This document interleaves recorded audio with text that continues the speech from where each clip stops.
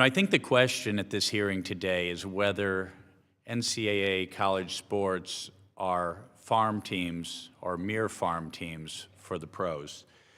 In Missouri, we have taken a position on this issue. In July of 2023, Governor Mike Parson signed into law legislation clarifying that student athletes at Missouri's colleges and universities are not employees. Mr. Nash, as you point out in your written testimony, there have been efforts in recent years to reclassify student athletes as employees and allow for collective bargaining. Supporters of these efforts often cite professional sports teams as the model. We've heard that quite a bit today.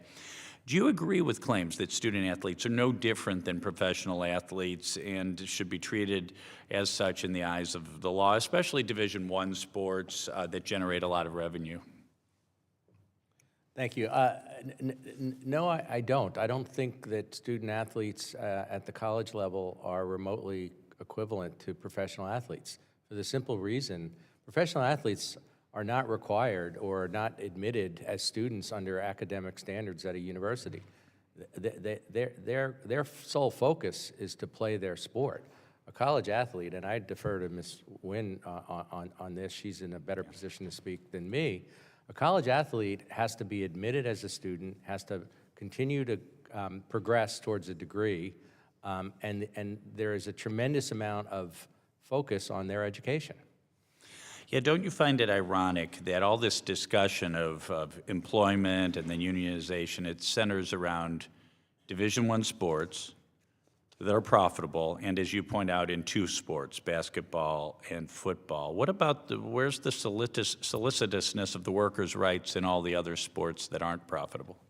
Well, that's a good question, and that's, I think, probably the biggest problem that I see with the effort to turn student athletes into professionals. It just simply ignores that the arguments that are being made really are focused on just the so-called high revenue sports, and really on just a few individual athletes in those, the sort of professional free agent kind of model, while ignoring all the other sports. Yeah, and that's something I wanted to address. Representative Hayes pointed out, and I'll correct me if this is not correct, that the NCAA had revenues in 2024 of $1.4 billion. Do you know what percentage of athletic programs are profitable? And you could express that any way you wish. It's my understanding that not even all football or basketball programs are profitable to the schools, much less lacrosse, cross-country, wrestling, and so forth. I defer to the NCAA and the colleges on that, but I Sure. think the assumption of your question is actually quite correct. One example I can give you is in the NLRB case involving the University of Southern California.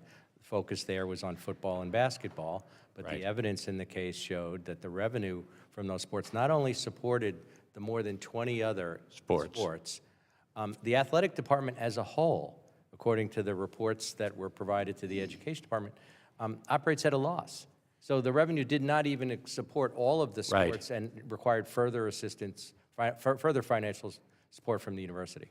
Yes, that's what, when you see a big number like $1.4 billion, okay, that's revenue, what's expense? And then to the extent revenue exceeds expense in the nonprofit world, we don't call that profit, but what is that revenue used for? And other things like supporting the sports that aren't profitable. Mr. Yuma, you cited deaths in college athletics and training and so on. Cause of death generally cardiac issues, heat stroke. What is it generally? So cardiac, heat illness, sickle cell related, even asthma, things that the deaths we're concerned with are preventable. Yeah. And sometimes there's risk inherent in sports, but preventable deaths are still around, unfortunately. So I am a medical doctor, and I actually have a son with congenital heart disease, and his congenital heart disease was very obvious at birth, but there are congenital heart diseases, some of which can be discovered by pre-screening and precautions taken, and probably in most cases not participating in athletics at that level, among other things. Are you aware, is there screening right now at the NCAA level for these undiagnosed congenital heart problems? No, but what's interesting is that now they're screening for sickle cell, for instance, right? Very good. And that has given the athletic programs the ability to say, hey, this athlete has sickle cell, let's make sure we follow the protocols and workouts.